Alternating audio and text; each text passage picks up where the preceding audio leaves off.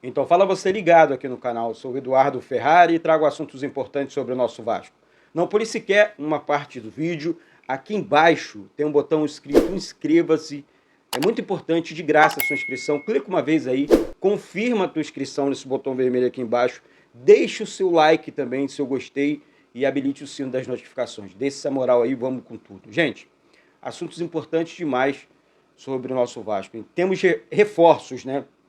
Porque tem desfalque sério no lado do Cuiabá e um reforço voltando de suspensão muito importante para a gente, é o caso do Paulinho. Perdemos o Verrete e ganhamos o Paulinho de volta.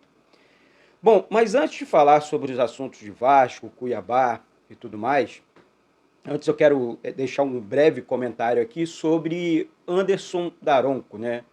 Recebeu uma punição severa da CBF. Ele deveria ter sido punido bem antes, né? Um cara realmente que atrapalha o futebol, né? Eu comentei aqui num vídeo dessa semana que eu acho que o Anderson Daronco deveria ser banido do futebol.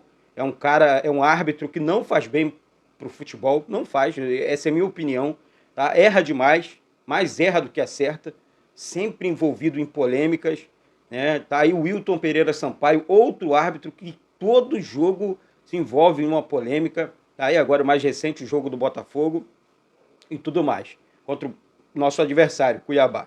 Tá certo? Então, assim, punição severa na CBF. Não sei se o recado tá valendo a pena para os árbitros, por quê?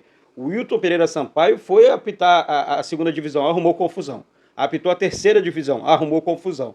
Então, assim, não sei se está valendo a pena. E voltou agora para apitar os jogos da primeira divisão. Então, a CBF, o quadro de arbitragem, na minha humilde opinião, deveria rever a questão da arbitragem do futebol brasileiro, que é um filme de terror, tá certo? Um filme de terror, na minha opinião, tá certo? Então tá aí, mais um árbitro FIFA punido no futebol brasileiro. Imagina você a repercussão dessas punições, desses erros lá fora. É absurdo. Bom, vamos falar de Vasco, tá? Vamos realmente ao que interessa agora. Não que a arbitragem não nos interesse, interessa muito, né? Por conta de tudo que acontece com o Vasco dentro do cenário do Campeonato Brasileiro, do futebol brasileiro. Bom, o técnico Ramon Dias, ele armou uma estrutura de time, tá? Muito boa, tá? Chega no primeiro momento, ele conserta, né? Começa a fazer os ajustes na equipe, né? Experimentando o jogador A, jogador B, acertando um na lateral e tal.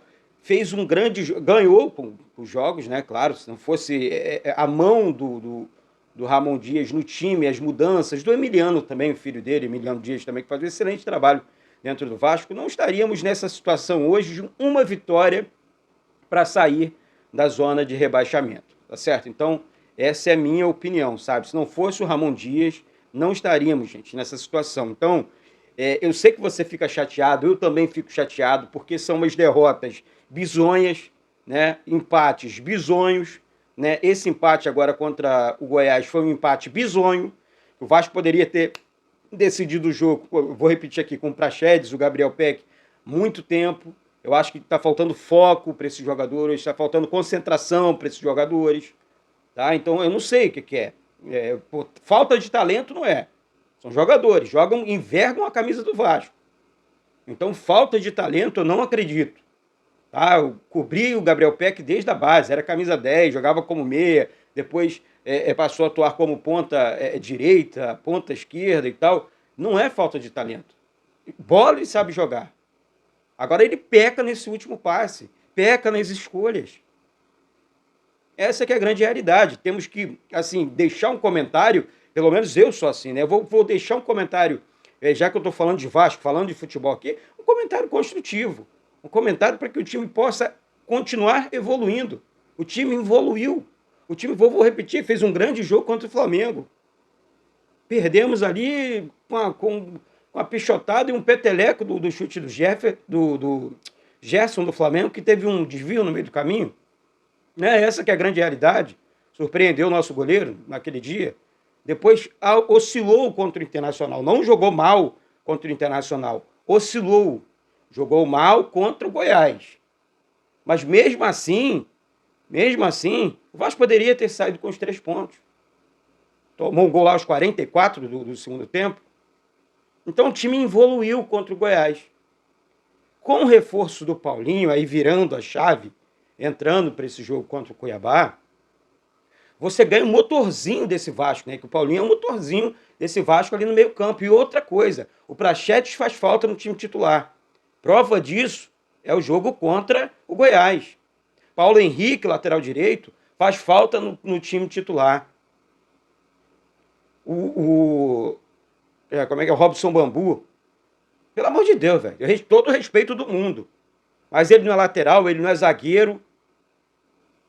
No último jogo agora foi um filme de terror. Tanto que tomamos o gol de empate aos 44 do segundo tempo. Porque quem ganha jogadas aéreas em favor do Vasco, na maioria das vezes, é o Maicon, que saiu machucado, sentiu câimbras, e o Verrete, que foi expulso do jogo. Daí tomamos o gol.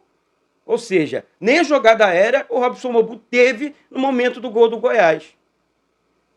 Então, aqui vai mais as opiniões, aqui minha análise sobre esse Vasco, como esse Vasco deve ser montado, tá? E você tem que arriscar mais, tem que sair para o jogo mais vezes, tá? Deixando aqui minha, sei lá, e quero a sua opinião aqui embaixo. Como é que eu vou sair para o jogo, Eduardo? Simples, Léo Jardim no gol, Paulo Henrique na lateral direita, a zaga, Robson ou Maicon, tá? Ou Medel, escolhe aí um dos três. Ah, o Robson tá mal? Então, o Robson não. O Léo tá mal? Escala o Maicon no time titular. O Maicon foi o melhor zagueiro da rodada do Campeonato Brasileiro, dessa rodada. Escala o Maicon, junto com o Léo ou até mesmo com o Medel. Lateral esquerdo, Lucas Piton. Meio campo, feijão com arroz. Feijão com arroz. Zé Gabriel, primeiro volante. O Praxedes como segundo volante. Paulinho como meia e Payet no time titular. Payet jogando pelo meio, não aberto pelas pontas. O cara nunca jogou como ponta. Daí com 35 anos de idade, vai explorar velocidade. Não tem velocidade.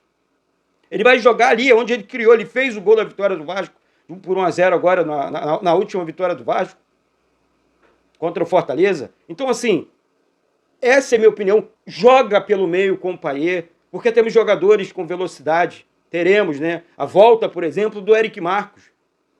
E eu já entraria com o Eric de primeira para incendiar o jogo. É habilidoso, vai no fundo, joga pelo lado esquerdo. Mantém o Alex Teixeira no time titular, ao invés de escalar o Sebastião Ferreira, que vai muito mal, até hoje não mostrou o que veio. Vai arriscar o Sebastião no time titular.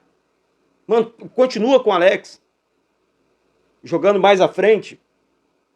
E joga com 3 jogadores de velocidade na frente, abrindo espaço para o chute dos meias, que batem bem na bola. O Paulinho bate bem na bola, o Payet bate bem na bola. Sabe? Então, assim, mas aí tem um jogador de área. O nosso jogador de área, infelizmente, está suspenso. Está suspenso. É o Verrete. Não vai para o jogo. E essa vitória, quinta-feira, com transmissão aqui do canal, tá, gente? Você que vai acompanhar o jogo aqui, já se inscreve aqui embaixo. Já se inscreve aqui embaixo. Sobe o like. Essa vitória contra o Cuiabá vai valer muita coisa no Campeonato Brasileiro, hein? Temos assuntos importantes ainda hoje aqui, no segundo vídeo. O vídeo de meio-dia é corte aqui do canal, né? Tem sempre os cortes do canal. E no final do dia, o terceiro vídeo com live. Então, vem pra cá, se inscreve aqui embaixo, porque hoje vamos falar muito sobre esse Vasco. Vamos falar muito sobre a situação do Vasco no Campeonato Brasileiro. Vamos comentar muito sobre essas estratégias, tá, montadas pelo técnico Ramon Dias. Agora, não vamos condenar o técnico Ramon Dias, tá? Isso aí, não vamos fazer isso. Sabe por quê, gente? Olha só para finalizar o vídeo. O técnico Ramon Dias chegou e pegou uma bomba, um time na lanterna, e tendo que corrigir, porque ele pediu alguns jogadores. Uns vieram, outros não. O Vasco não conseguiu contratar. Aí o Vasco refez uma janela, né? Contratou lá cerca de 10, 11 jogadores. 6 desses jogadores que ele pediu estão no time titular. Estão jogando bola. Medel, Paulinho, Verrete. São os destaques do time, né? Praxedes, que ele conversou no restaurante na Barra da Tijuca, enfim, porque conhecia o atleta. Então, eu acho que condenar, falar mal, o técnico... Não, tá doido? O técnico que está conseguindo fazer o time evoluiu no último jogo, quando ele viu que não tinha opções no banco. Justamente por isso. Quando ele perde as opções que ele mesmo pediu, a vida dele vira um filme de terror, porque o Vasco não tem banco. O Vasco não tem peça de reposição, né? Daí permanecer literalmente na primeira divisão, depois, na próxima temporada, deixar com que o técnico Ramon Dias e o filho dele, Emiliano Dias, escolham os reforços e aí o Vasco, sim, fazer uma grande pré-temporada, encaixar esse time ano que vem e, se Deus quiser, brigar por títulos, porque realmente olhar para o planejamento feito pelo Luiz Melo, Paulo Brax, só Jesus na causa. Nossa Senhora, vai planejar assim, mal assim lá longe. Eu ia falar outra palavra aqui, mas é melhor não usar, tá certo? Então é isso, daqui a pouco eu volto com essas e outras informações do nosso Vasco. Se inscreve aqui embaixo, deixe seu like, seu gostei aí e vem comigo, porque isso aqui é Vasco da Gama. E o Vasco é para quem acredita. Um beijo e saudações vascaínas.